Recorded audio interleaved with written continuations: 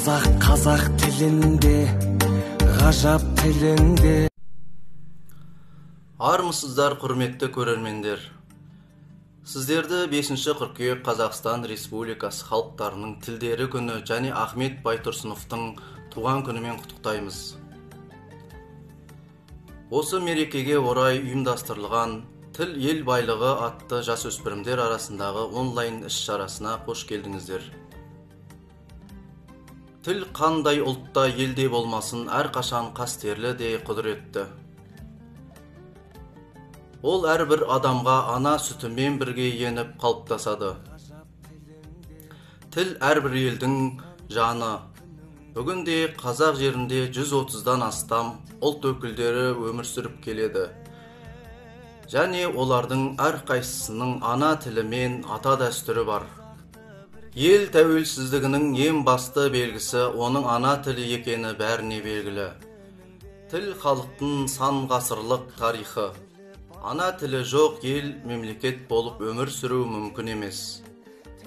Әлемдегі кез келген халық тәуелсіздікке ұлттық қадір-қасиеттің, мәдениетін, ана тілін сақтап қалу үшін ұмтылады. Сондықтан әрбір мемлекет өзінің ана тілін әрқашанда қастерлеп, қорғап жүреді.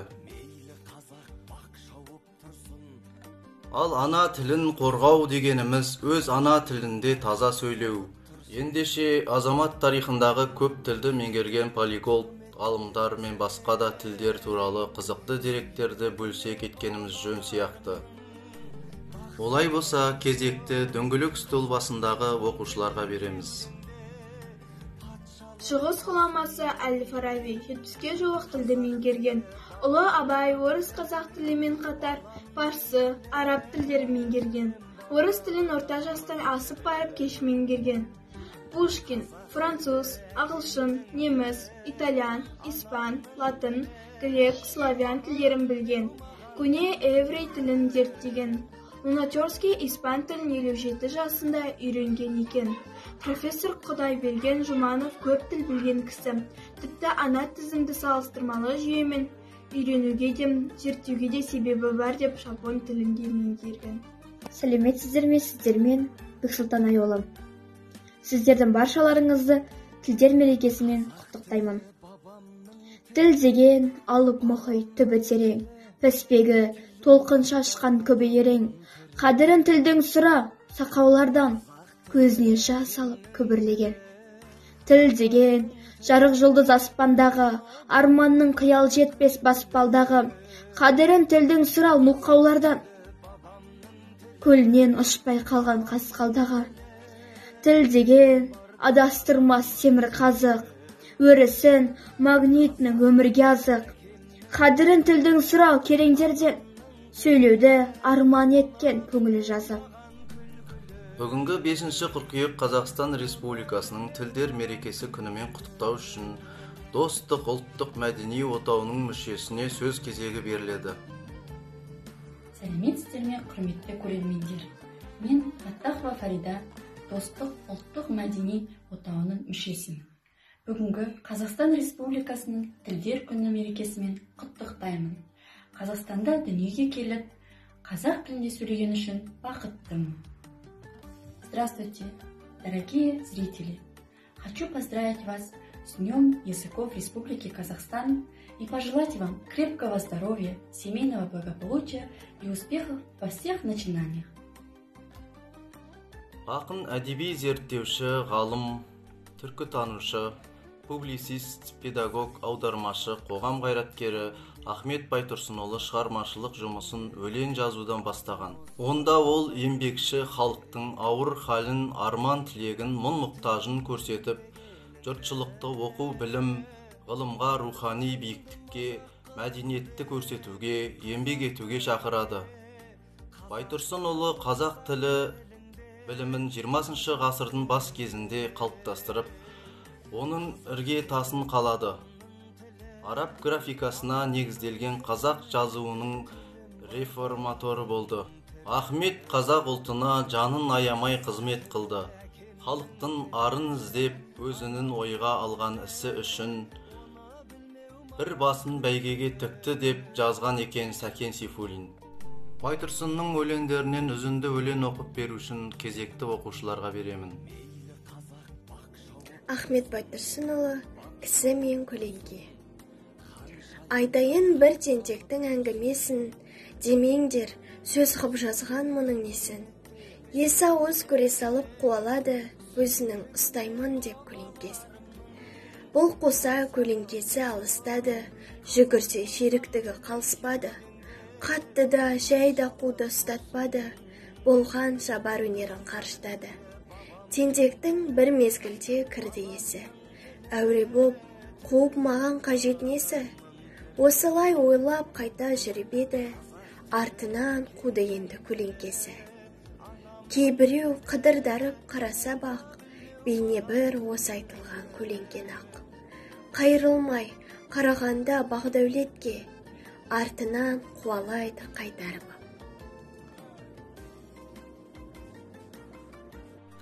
Өзінің байлығы, сұлулығы және икемділігі жағынан дүние жүзіндегі озық тілдермен теңдесе алатын ана тіліміздің бар екенін ұмытпайық. Ана тілінің көсегесін көгертіп, мәртебесін өсіру, баянды ету, ендігі жерде болашақта балаларымыздың қолында.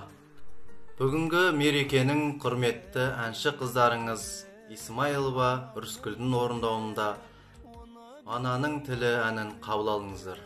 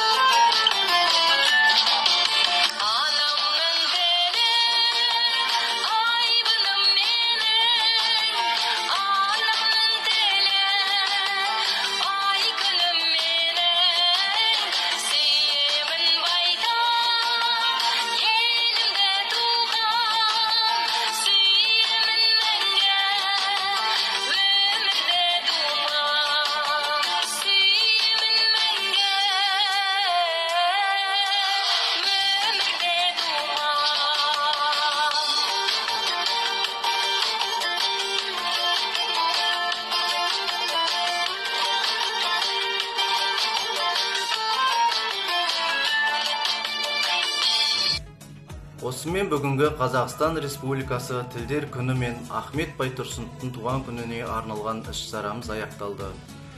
Сіздермен болған Жезді кенті мәдени сауықтыру орталығының жасөспірімдермен іс-шара ұйымдастырушы Әлқожин Ербол.